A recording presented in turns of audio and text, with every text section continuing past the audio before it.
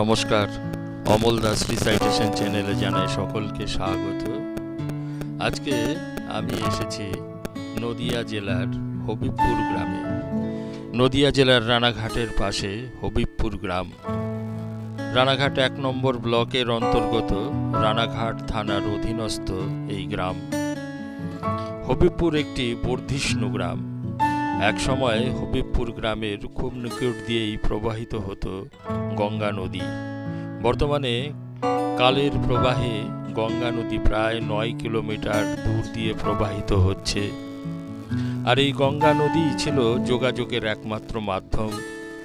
নৌকা করে বর্ধিষ্ণু মানুষেরা এই হবিবপুর গ্রামে আসতেন, আর এখানে ছিলেন একজন জমিদার।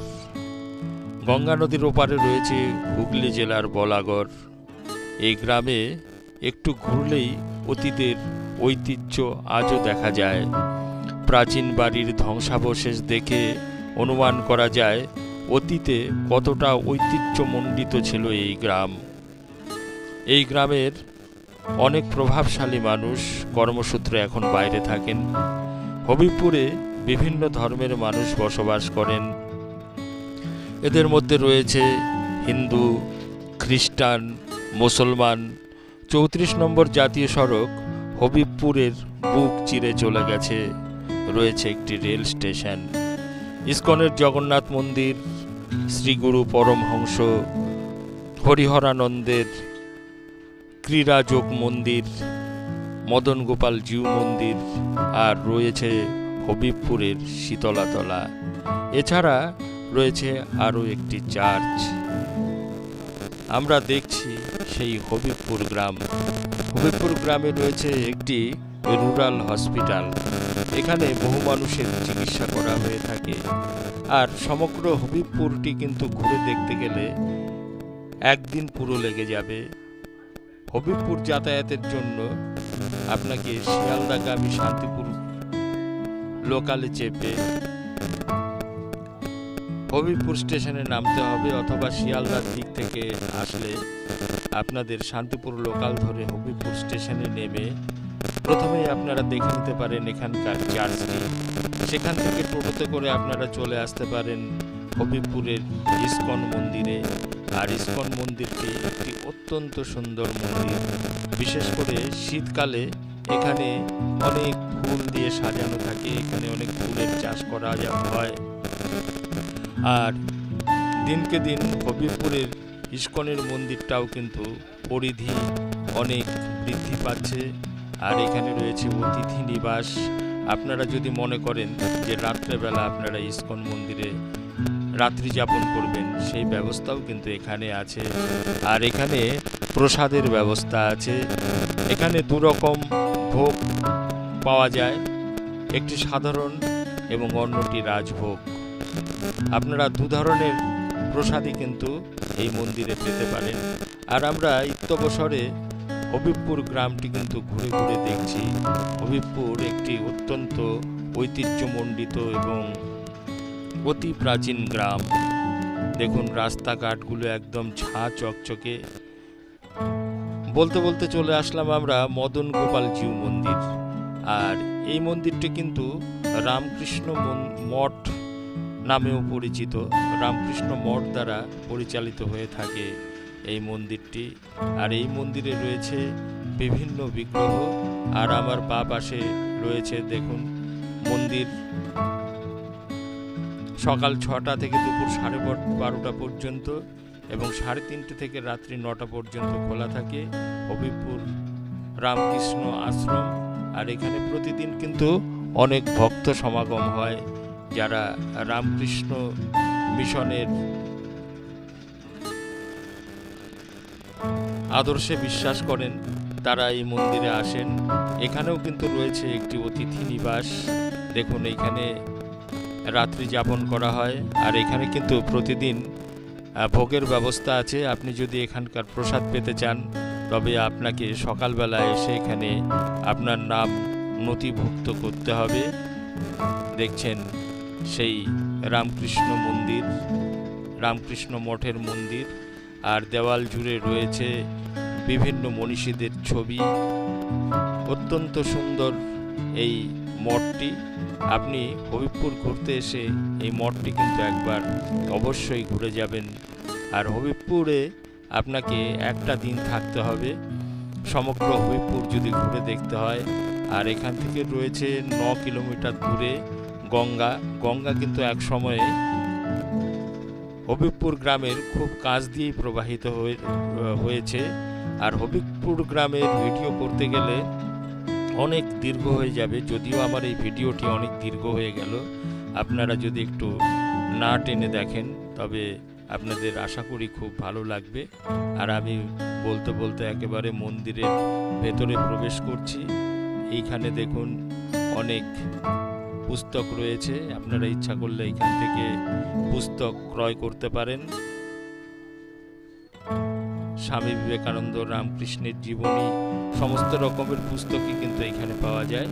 আর মন্দিরটি কিন্তু দোতলায়, মূল মন্দিরটি। আমরা ধীরে ধীরে উঠে যাচ্ছি মূল মন্দিরের ওপরে। অত্যন্ত সুন্দর মন্দির।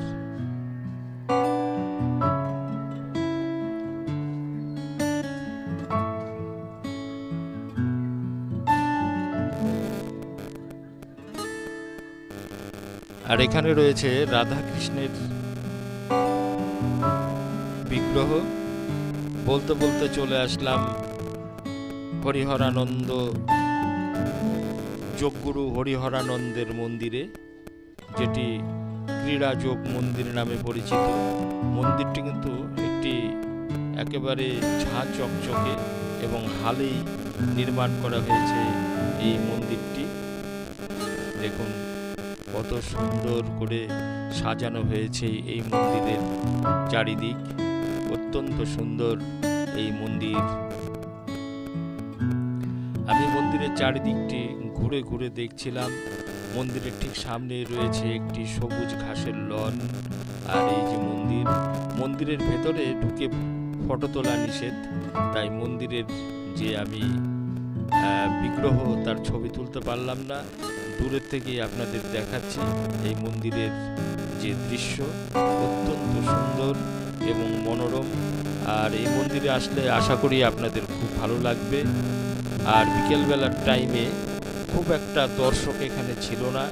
আমি যখন মন্দির ঘুরছিলাম তখন মন্দিরটি প্রায় ফাঁকাই ছিল। আর পাশেই রয়েছে একটি ফাঁকা জায়গা। এখানে কিন্তু কোনো অনুষ্ঠান হলে এই জায়গাটায় বাঁশ দিয়ে প্যান্ডেল করা হয়। দেখুন এই জায়গাটিও অত্যন্ত একটি সুন্দর জায়গা। অদ্ভুত সুন্দর এই মন্দির। আপনাকে হবিবপুরে আসলে হবিবপুর ইস্কন মন্দির থেকে কিন্তু পায়ে হেঁটে আসা যায়। আর ইস্কনের মন্দিরটি কিন্তু রয়েছে একেবারে 34 নম্বর জাতীয় সড়কের গা ঘেঁষে। অত্যন্ত সুন্দর মন্দির। আর হবিবপুরে রয়েছে একটি চার্চের ছবি আমার এই ভিডিওতে দেখানো সম্ভব হলো না। আর রয়েছে বাজারের মধ্যে অতি জাগ্রত শীতলাতলা, যেখানে প্রতি বছর শীতলা পুজোর সময় মহা ধুমধাম করে মা শীতলার পুজো করা হয়। আর এলাকার মানুষ এই শীতলা দেবীকে অত্যন্ত জাগ্রত দেবী বলেই মনে করেন। বহু মানুষ মানত করে থাকেন ওই শীতলা তলায়। আমরা রয়েছি শ্রী গুরু পরমহংস হরিহরানন্দের আশ্রমে। আর মন্দিরের ভেতরে কিন্তু রয়েছে হরিহরানন্দজির বিগ্রহ। অত্যন্ত সুন্দর এই মন্দির চত্বর। একেবারে শুনশান, মানুষ খুব একটা নেই এখন। আমি যখন গেছিলাম তখন মন্দির চত্বরটি প্রায় ফাঁকাই ছিল, প্রায় বলবো না, ফাঁকাই ছিল। আমি ঘুরে ঘুরে এই মন্দিরটি দর্শন করলাম।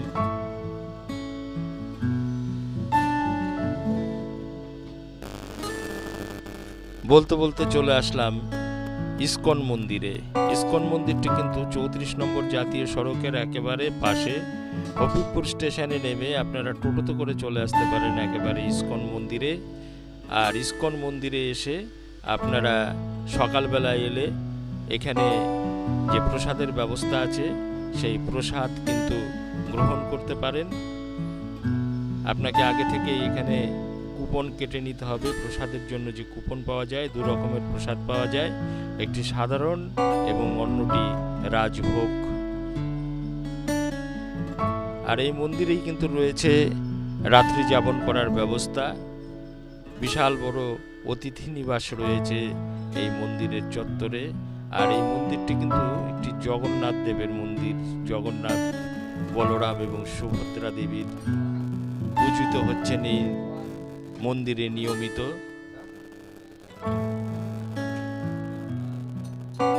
আপনারা রানাঘাট স্টেশনে নেমেও কিন্তু হবিবপুরে আসতে পারেন। মাত্র 15 থেকে 20 টাকা টোটো বা অটো ভাড়া দিয়ে পৌঁছে যেতে পারেন এই ইসকন মন্দিরে। রানাঘাট স্টেশনে নেমে চূর্ণী নদী পার হয়ে মাত্র 10 টাকা ভাড়া দিয়ে পৌঁছে যাওয়া যায় এই ইসকন মন্দিরে।